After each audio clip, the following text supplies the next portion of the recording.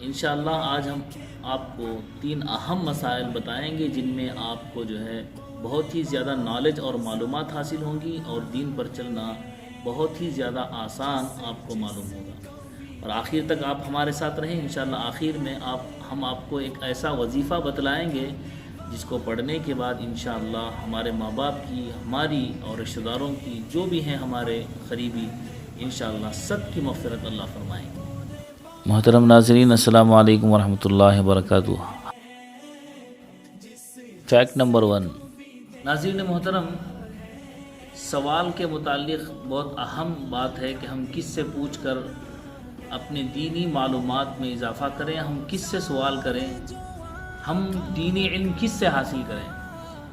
یہ تو بیسک بات ہے، بنیادی بات ہے کہ ہر آدمی اس آدمی کی خدمت کو لیتا ہے جو اس کام میں ماہر ہو۔ جس کام کی ہم کو ضرورت ہوتی ہے اس کام میں ماہر آدمی کی تلاش ہم کرتے ہیں اور اس کی خدمت حاصل کرتے ہیں۔ جیسے مقدمہ ہے تو ایڈوکیٹ کے پاس ہم جاتے ہیں، اس کی خدمات لیتے ہیں۔ گھر کی تعمیر ہے تو انجینئر سے ہم اپنا کام لیتے ہیں، اور اپنی صحت سے متعلق بات ہے تو ڈاکٹر سے رجوع کرتے ہیں۔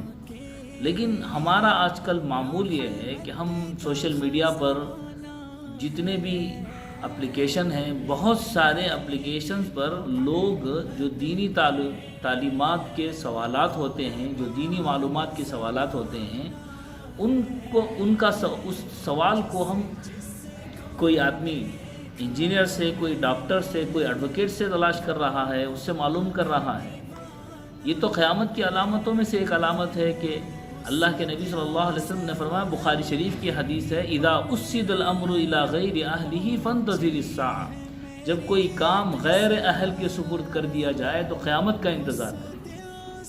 اس لیے کہ وہ لوگ نہ جو ہے علم کے بنیاد کو اور کسی اور مستند عالم سے سیکھے ہوئے ہوتے ہیں، ظاہری طور پر قرآن اور حدیث کی چند کتابیں دیکھ کر معلومات حاصل کر کے لوگوں کو ایسے مسئلے بتاتے ہیں جس میں وہ خود بھی گمراہ ہوتے ہیں اور لوگوں کو بھی گمراہ کرتے ہیں۔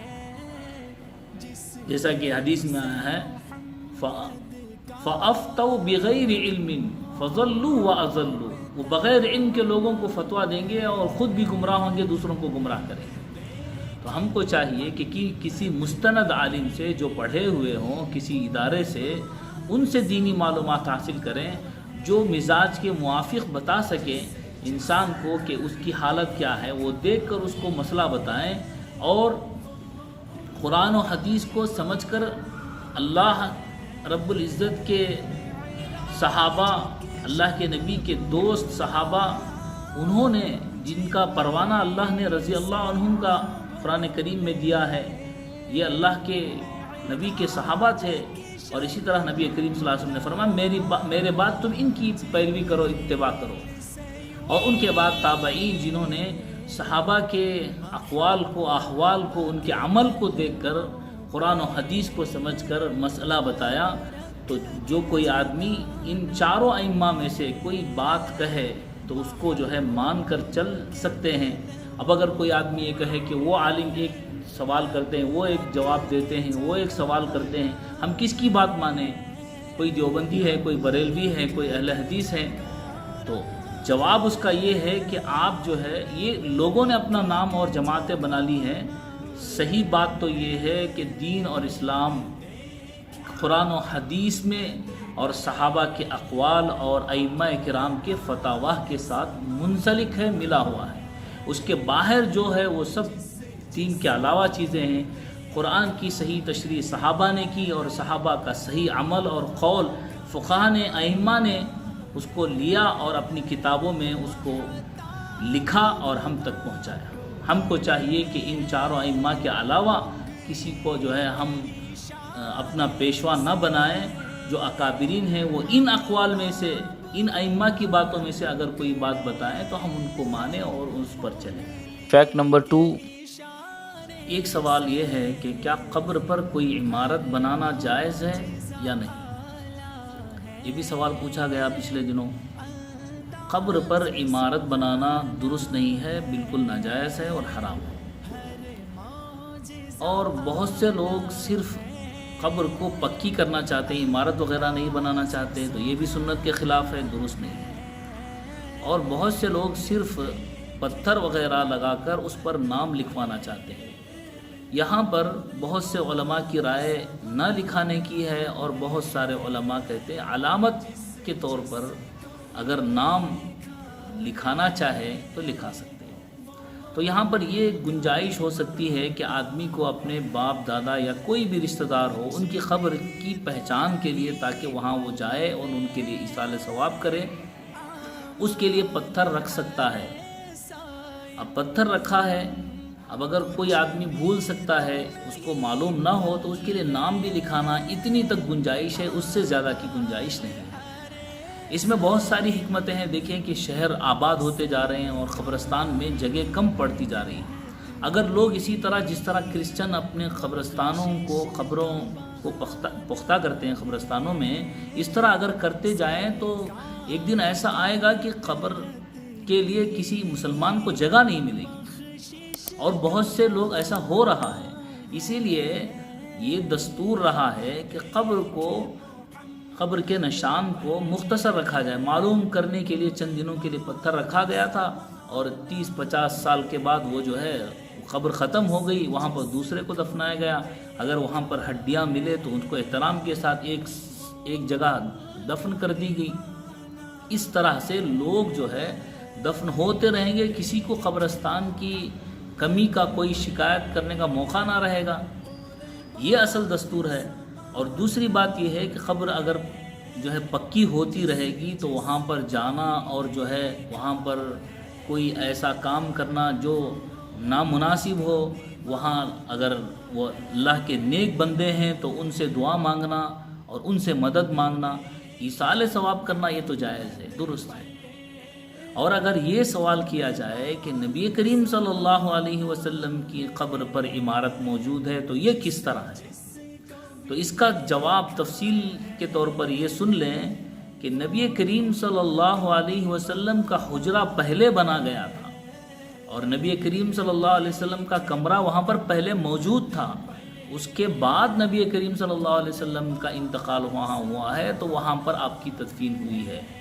دوسری بات ہے، ایک حدیث میں حضرت ابوبکر صدیق رضی اللہ تعالیٰ عنہ نے رسول اللہ صلی اللہ علیہ وسلم کے انتقال پر یہ بات کہی تھی، جب صحابہ میں اختلاف ہوا کہ اللہ کے نبی کو کہاں تدفین کریں، کہاں دفنایا جائے، تو حضرت ابوبکر صدیق رضی اللہ تعالیٰ عنہ نے یہ بات کہی تھی کہ نبی کا انتقال جس جگہ پر ہوتا ہے اس کو وہیں دفنایا جائے گا۔ اس حدیث کی بنا پر اللہ کے نبی صلی اللہ علیہ وسلم کو اسی حجرے میں حضرت عائشہ صدیقہ رضی اللہ تعالیٰ عنہ کے کمرے میں دفن کیا گیا۔ اس کے علاوہ کسی اور کو یہ اجازت نہیں ہوگی کہ ان کو جو ہے کسی کمرے میں، کسی عمارت میں دفن کریں، اس کو سنت نہیں کہا جائے گا۔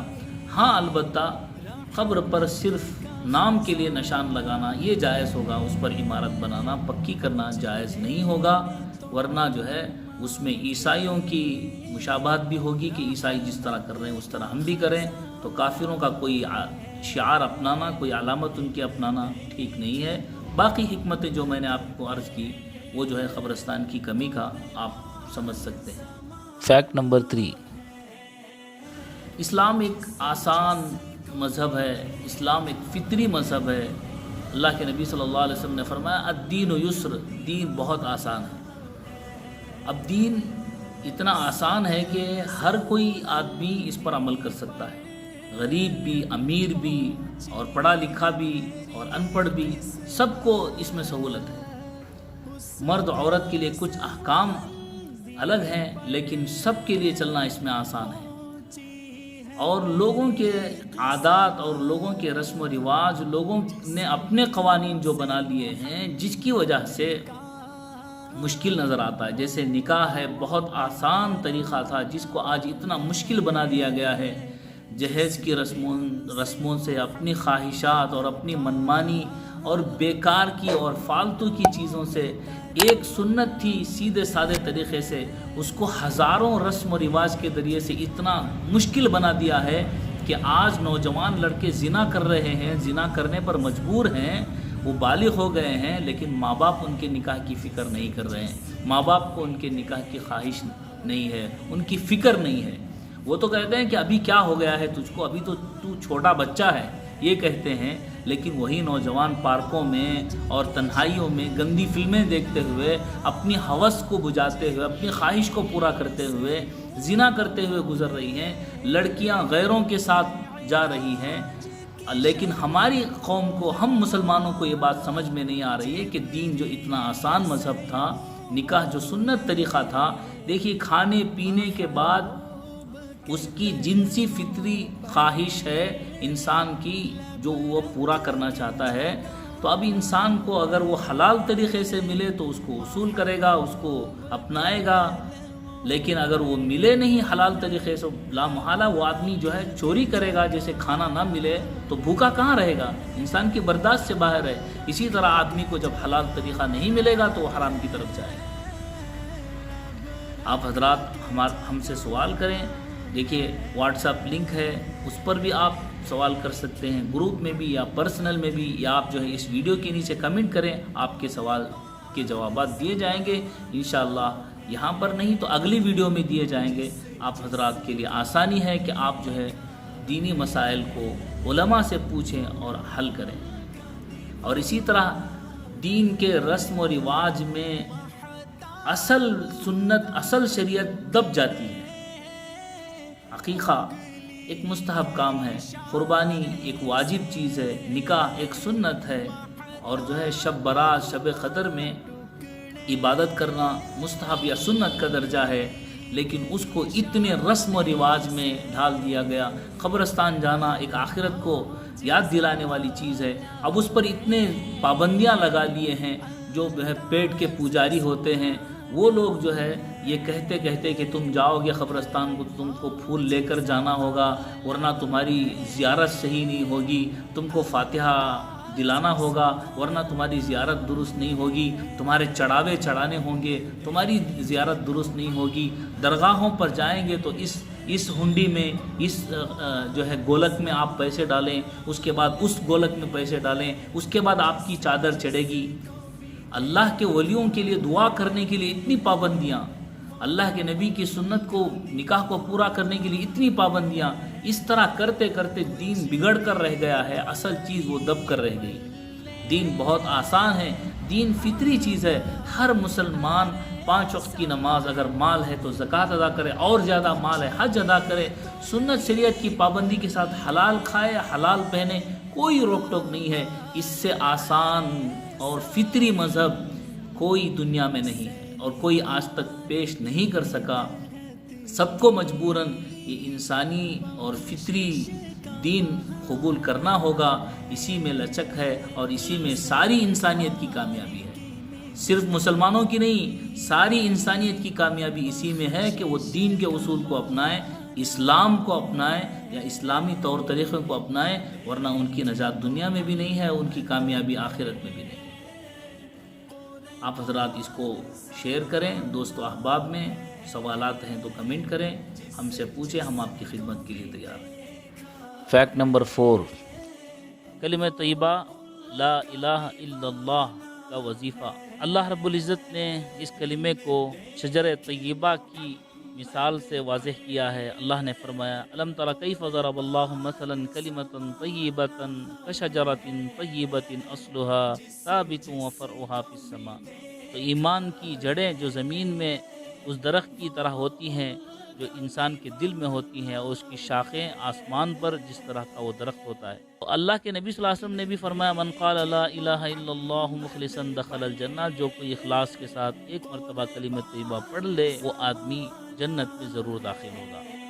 تو ان احادیث اور ان قرآن کی آیات سے معلوم ہوتا ہے کہ یہ کلمہ دار و مدار اور نجات والا کلمہ ہے۔ اسی طرح ایک بزرگ کا قول ہے کہ انہوں نے ایک نوجوان کو دیکھا جس پر عالم برزخ کے احوال ظاہر ہوتے تھے، وہ کہنے لگا کہ میری ماں دوزخ میں ہے۔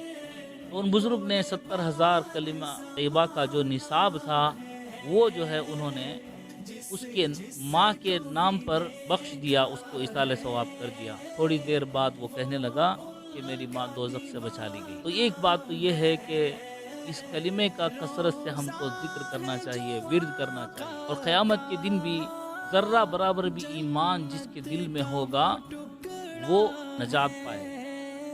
جہنم میں اگرچہ کہ اس کے کبیرہ گناہ ہوں گے، وہاں جلنے کے باوجود وہ آدمی کل قیامت کے دن جہنم سے نکالا جائے گا اور جنت میں پہنچا. اور اسی طرح کسی آدمی کے 99 دفتر جو زمین و آسمان کے برابر ہوں گے گناہوں سے بھرے ہوئے ہوں گے، لیکن اس کا ایک کلمہ طیبہ کا ورد ہوگا اور کلمہ طیبہ پڑھا ہوگا، تو اس پرچے کو وہ تلوائے گا تو ان سب دفتروں کے مقابلے میں وہ کلمہ طیبہ کا پلہ بھاری ہو جائے گا اور آدمی وہ جہنم سے بچ کر جنت کو جانے والا. لہٰذا ہم کو بھی چاہیے کہ اس کلمہ طیبہ کی کثرت سے ہم جو ہے ذکر کریں اس کلمہ طیبہ کا اور اس کا ورد جاری رکھیں. محترم ناظرین، ہماری اور بھی ویڈیوز دیکھنے کے لیے یہاں پر کلک کریں اور ہمارے چینل کو سبسکرائب کریں.